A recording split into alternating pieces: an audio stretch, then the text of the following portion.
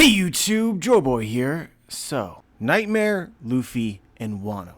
I think that there's a lot of people, myself included, that a couple months ago would have said that this is more of a want, something that we would like to see, and less of something that maybe the story was suggesting.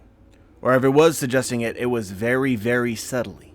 But from chapter 925 of One Piece to today, I find myself over time believing more and more that this is actually something that we are going to see. When you break it down, I think that there are multiple things within the story which really cultivate an argument for it, and at the very least make it a believable hypothesis. But let's start off at the beginning. I want to make this clear, guys. This is not a new idea, or at least it isn't new from a purely conceptual level. There's been a long time that people have thought that Moria might find his way into Kaido's arc. And the reason is fairly straightforward and simple. Moria and Kaido have a lot of history. So we learned this near the end of the Thriller Bark arc. And although a lot of panel time wasn't dedicated to it, it helped justify and explain Moria as a character today. Back in the day, Moria was something akin to a rival of Kaido's. Now, the exact extent of this rivalry is unknown.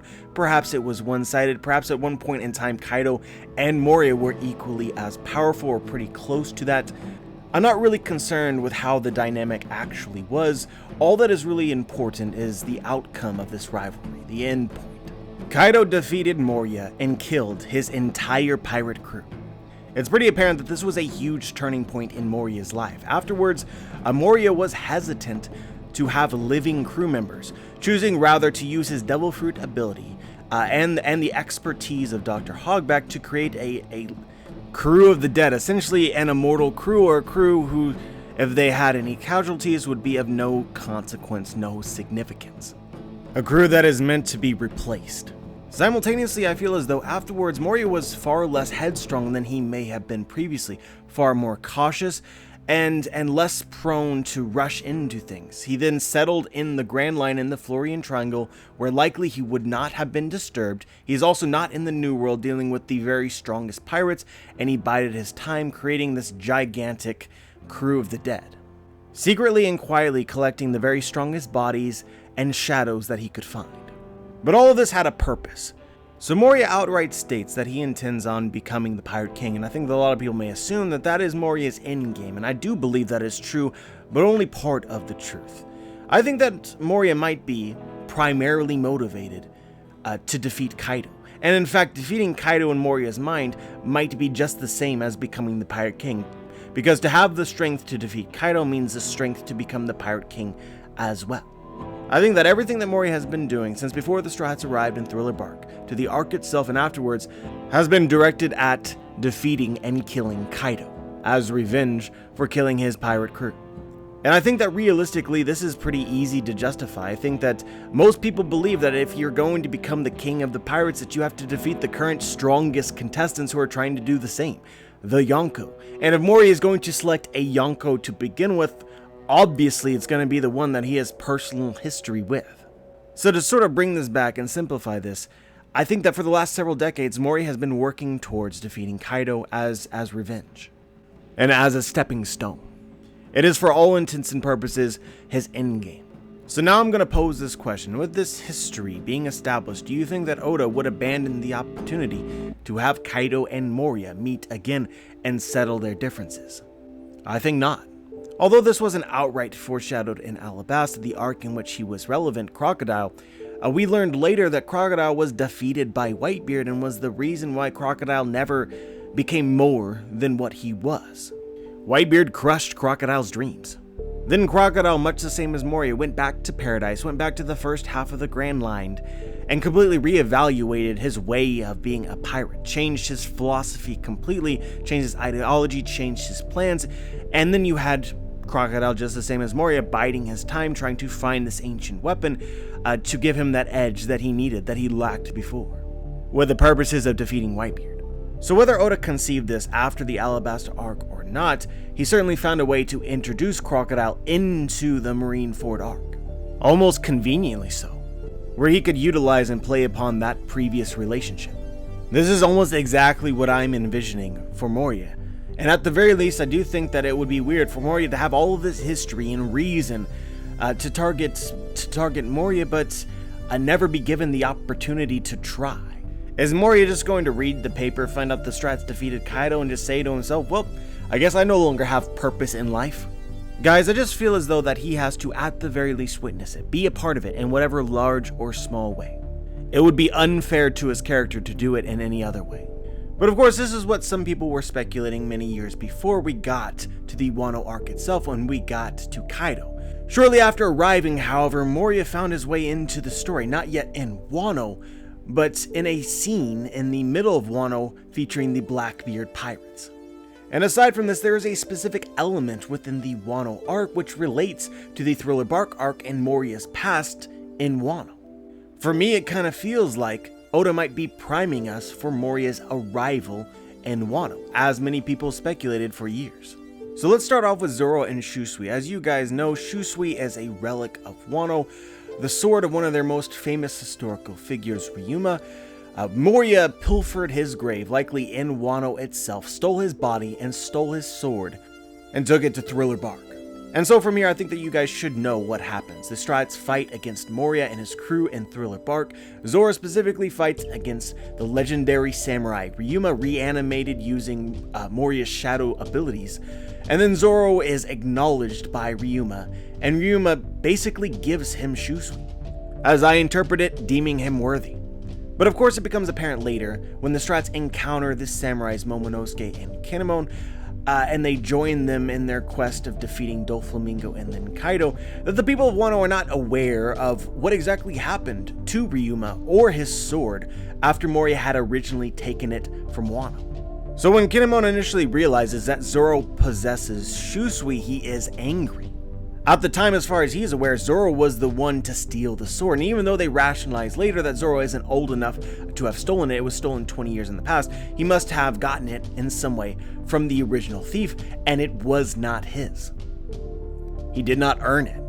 So I cannot say for certain that Zoro acquired Shusui in the right way, or that Shusui is even an acquirable blade. Perhaps it is too sacred to the country of Wano to even give to somebody like Zoro, unless, you know, some of the theories about him are true and he happens to be a long-lost royal child or something along those lines. But even if that weren't true, I can't say that he's earned Shusui in the right way. That simply the zombie Ryuma having given it to him means that Zoro is its rightful master. What I do feel like I can confidently say is that at some point in time, the people of Wano must understand the truth. They have to, through some circumstance or another, come to understand that Zoro actually fought Ryuma, and that the zombie Ryuma gave him this sword, or that he defeated Ryuma and then took the sword. I'm just gonna be honest with you, there's scenes like in the last chapter where Zoro thinks out loud about his fight with Ryuma, and then Hiyori and Kawamatsu think to themselves, or actually say out loud, is this guy daft? Is this guy a lunatic? Are we in the company of somebody who's lost his mind? He thinks that he fought Ryuma? The guy who's been dead for 400 years? This is ominous to me. And I believe that they must learn the truth. But I think that this in and of itself poses a problem. Like, how do you convince the people of Wano that you fought somebody who has been long dead? People who, it's noted, do not believe in devil fruit. Do you really think that Zoro is going to waste his time to sit down with these people and try to explain to them about some other pirate who has an ninjutsu power of reviving the dead, and he somehow acquired Ryuma's body and then brought it to life with his sword, and that he fought him? They're not going to buy that, and Zoro would never tell them that in the first place. You need something more visceral, something more actually there for them to witness, to understand. I think that you need Moria using his powers in Wano, and perhaps even admitting to the crime 20 years in the past. In my opinion, this is the most obvious and perhaps only way to convince the people of Wano of Zoro's story. So here so far we have two trains of logic leading to the conclusion that Moria might appear in Wano, but we have to take this a step further, because as of chapter 925 in One Piece, we know exactly where Moria is. The Blackbeard pirates captured Absalom and lured Moria to their base of operations on the pirate island. There they revealed that they had already killed Absalom and that they intend to have Moria join their crew. So if we are to rationalize this idea of Moria appearing in Wano, we have to do so from this sort of base state. Like, this is where we are at now. How do we get to Moria and Wano? And although granted, there are many hypothetical possibilities, I think that this in particular is not all that difficult of a problem to solve. But let's first start off with the prospects of Moria joining the Blackbeard Pirates. I'm just gonna be honest, guys, with how 925 was set up, it seems illogical. It seems like wasted effort to have the Blackbeard Pirates afterwards kill Moria, right? They went through all this trouble of luring him to the island. He's been a character that hasn't played a significant role at all in the story for several hundred chapters. He's not relevant in the slightest, and it just seems like a waste of time for him to not join the Blackbeard Pirates. I believe that if Oda was going to kill Moria, he would have done so at the end of chapter 925. Everything in the story of One Piece has some kind of payoff, and for the hypothetical death of Moria, that payoff only existed in the middle of chapter 925. Being off-screen and killed later doesn't entertain anybody. There was a moment in which the community could have been hyped about the Blackbeard Pirates killing Moria. Since he was not, we can presume that even if he doesn't join the Blackbeard Pirates, that he will survive, maybe be captured by them, maybe joining them at a later date. Whatever it might be, Moria as a character is now more relevant than he has been since Thriller Bark. And as just another thing to consider related to this is, it's likely that the Blackbeard Pirates have some sort of reason for specifically luring Moria to their island in the first place, having captured Absalom. This all smells of a trap of the Blackbeard Pirates in some way needing Moria or his abilities, which is, I think, interesting to think about. And just another reason to argue that Moria is not dead and will continue to travel with the Blackbeard Pirates, at least in some form or fashion, whether it be as an ally, as a crew member, or as a captive. So next I want to pose a question. What exactly would tempt Moria to join the Blackbeard Pirates, assuming that this is where Oda is going with Moria's story? If you guys remember, Moria hates Kaido because he killed his entire pirate crew. Moria may be a morally gray character, but it is made very apparent that he cared a lot for his crew members, so much so that because he feared feeling the same way that he did before, he replaced his living crew members with dead ones that he wouldn't care about if they died or not. Another example of Moria doing essentially the same thing is coming to the pirate island and facing the Yonko Blackbeard in order to retrieve his crew member Absalom. That's not something that you do if you do not care for your living crew members. Moria was willing to fight a Yonko in order to retrieve Absalom. So Moria loves his crew and would hate anybody who killed them. Which means as of right now, there are two pirates that he would likely despise more than any others, Kaido and Blackbeard. So I think that this makes it relatively unlikely that Moria would want to or would join Blackbeard's crew, but I'm going to add a caveat to this, which is I think that there's a possibility that Moria hates Kaido far more than he hates Blackbeard, despite them both doing essentially the same thing. I think that Kaido killing his entire crew is far worse, and it's possible the Blackbeard Pirates, in order to recruit them, if they feel as though they need him, and as I said before, I think that Moria has to survive, even as if it is just as a captive of the Blackbeard Pirates. So if the Blackbeard Pirates want to recruit Moria, they have to offer something to him, something that would tempt him to join them, or ally with them, or give his powers to them. And as we discussed earlier in this video, the only thing that comes to mind as something that Moria may want to do with his life is defeat Kaido. Blackbeard himself wants to become the Pirate King, and if Moria is to join him, he is to join them as a subordinate. So Blackbeard can't offer Moria the position of Pirate King, or an opportunity to achieve the position of Pirate King, but he can offer, potentially, the death of Kaido. So I wonder if the Blackbeard Pirates might promise Moria an opportunity to fight Kaido, kill Kaido. As of right now, this is the only way that I see the Blackbeard Pirates in some way convincing Moria to join their crew. But anyway, as I suggested before, and I'm going to reiterate again here now, regardless of whether Moria becomes an ally or remains a captive, I think that he has to continue to travel with the Blackbeard Pirates, else a lot of what Oda achieved with Moria in chapter 925 becomes wasted effort. He worked very hard to have Moria meet the Blackbeard Pirates, and for this to potentially lead the story in a different direction going forward. And if Moria is just lost or off-screen killed, it would do nobody any good. It wouldn't be entertaining. So the question of getting Moria to Wano is as much a question of getting the Blackbeard pirates to Wano as it would be for any motivation that Moria himself would have. So we have to argue why the Blackbeard pirates might want to go to Wano. More specifically, go to Wano just before Kaido is defeated, likely in this arc that we are currently in. The Blackbeard pirates need to get there now and need to have reason to get there now. And so this is another long-standing theory within the community that has existed for years and years, one I personally have been arguing for the last several years as well. I think that the Marineford arc is in many ways going to be a parallel of Wano. Just as Oda reintroduced Blackbeard just before Marineford and Impel Down, and then in the Marineford arc itself, he played a very pivotal role, a role in which it could have been taken a lot further. I think that Oda introduces Blackbeard into Wano. And just the same as Marineford, Blackbeard is coming because he intends on seizing advantage of the chaos and acquiring something that he would not be able to acquire otherwise. Before the time skip, Blackbeard used the execution of Ace in order to infiltrate Impel Down and acquire new strong subordinates. And then he arrived in Marineford itself and used the battle to acquire Whitebeard's Devil Fruit. The biggest theory related to this that I think that a lot of people believe, and I would say that I believe as well, although I'm not as sure as I may have been in the past, but the biggest theory is that Blackbeard is going to have 3 Devil Fruits. He currently has what he believes to be the strongest Logia Fruit. He has, again, what the world believes to be the strongest Paramecia Devil Fruit, and what he lacks is the strongest Zone-type Devil Fruit. So this may be something that Blackbeard is actively seeking, what he believes to be or what the world believes to be the strongest Zone-type Devil Fruit. And this war might produce or might reveal the character with that fruit. And Blackbeard may want to steal it.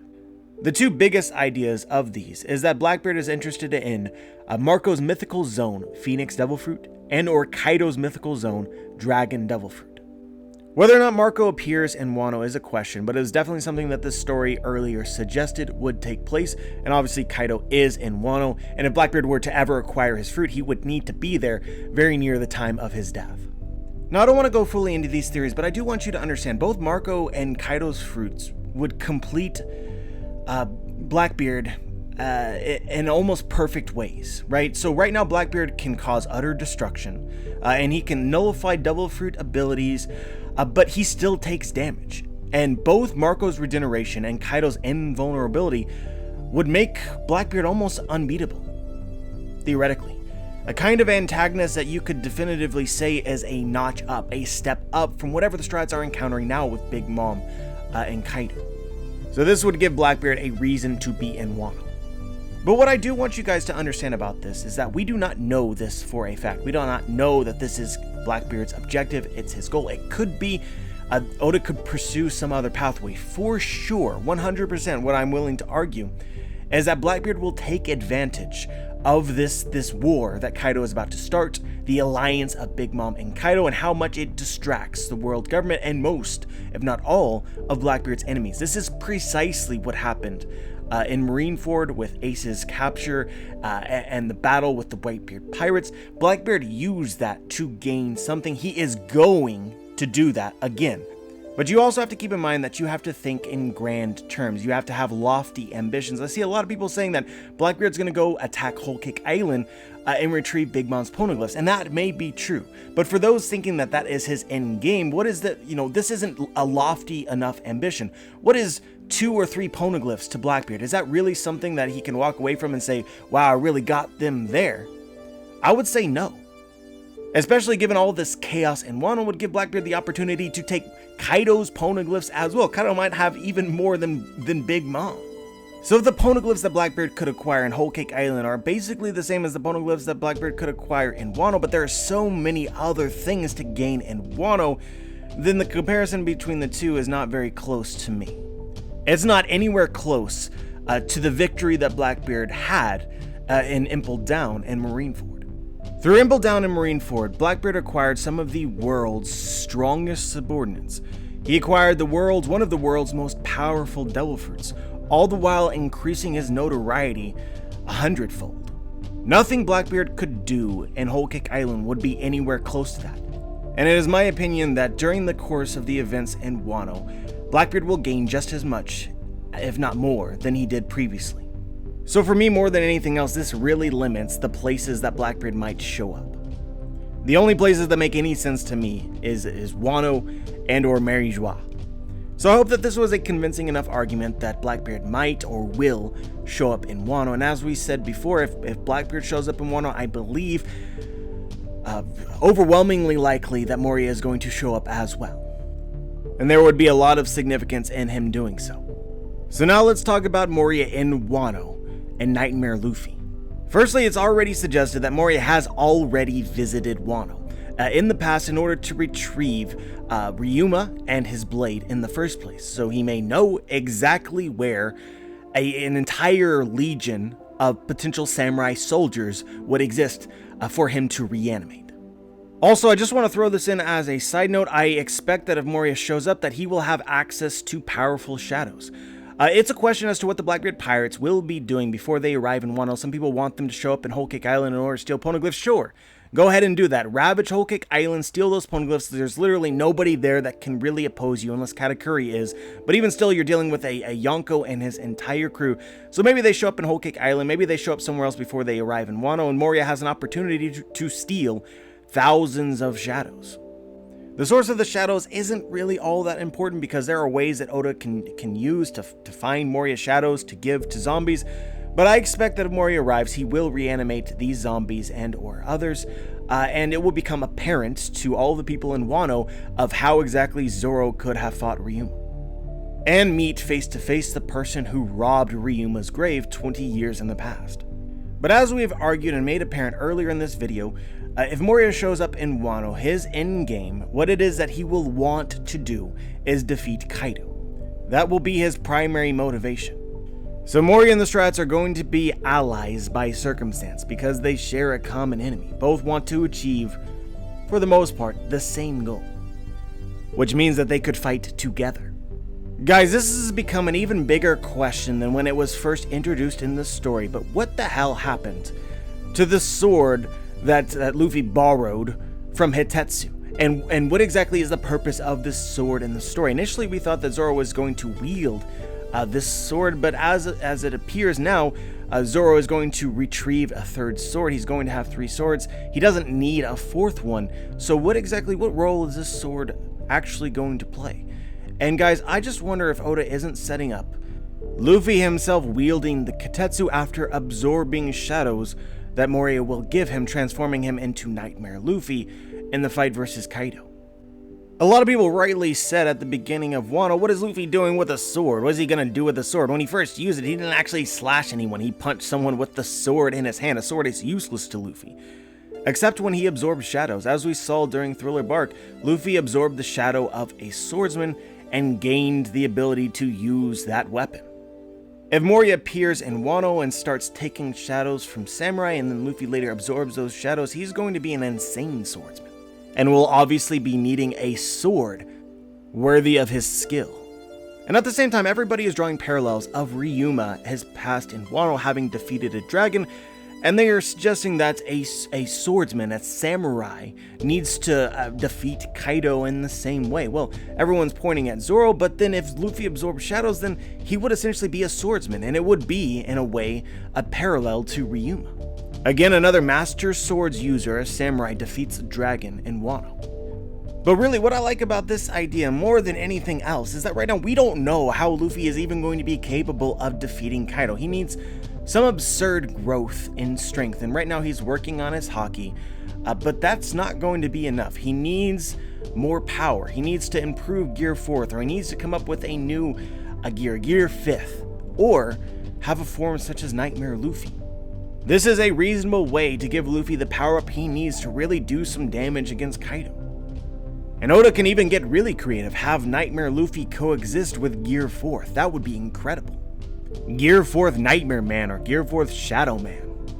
But anyway, if we suppose that Moria shows up in Wano, the only real question that we have is, would Moria work with the Straw Hats? And I think so. I think in order to defeat Kaido, he would. Would he do so initially? I'm not sure. I would guess maybe not. Maybe he would try to do it himself, but if the situation got dire enough, if it appeared as though Kaido was going to win at any point in time, and maybe Moria himself was defeated, I think he might turn to, just as many characters in the past have done, Luffy, to achieve that which he could not. And yeah, Moria may already be or may be forced to work with the Blackbeard pirates, but I don't think that his allegiance is very strong, and I don't think that he has a whole lot of reasons to be loyal to them. So if the situation arises, Moria may very well betray them or act in some way outside of their agenda. Does this mean that Moria will be loyal to the Straw Hats? No. But would you say that Crocodile was loyal to Luffy and Marineford? I would say not, but yet he still fought with Luffy, and in the end helped Luffy achieve or try to achieve his objectives, which is what I envision Moria doing here in Wano.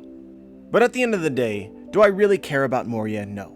But I do think that if Oda cares, and if he wants to do the character justice, this would be the way to achieve that. Have Moria learn that somebody else defeated Kaido as he's sitting in his island, and he really has no reason left to continue fighting, or his objectives of the last 20 years completely out the window. He's not even there to see it. That doesn't feel right to me. Having Moria help the Straw Hats, not necessarily defeat Kaido himself, but help the Straw Hats or anybody else who might be fighting against Kaido, which leads to Kaido's defeat and or death, that feels right. That feels like Moria participated, and that feels like it would do his character justice. But anyway, that is all I have to say today. As always, I'm curious as to what you guys think. Share your thoughts in the comment section below. Like the video if you liked the video, dislike the video if you disliked the video. Make sure to subscribe if you want to be notified for my future content. And as always, guys, have a wonderful day.